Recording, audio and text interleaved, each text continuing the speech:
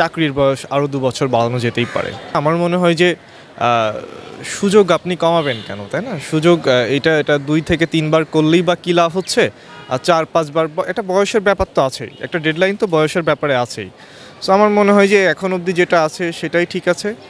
বরঞ্চ আমি মনে করি যে বা চাকরির বয়স আরও 2 বছর বাড়ানো যেতেই পারে।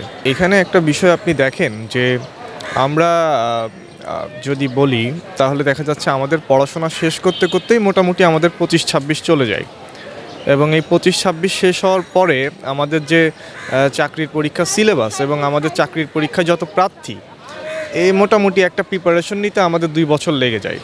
সো আমি মনে করি যে চাকরি পাওয়া it's kind of like a gambling, তাই না?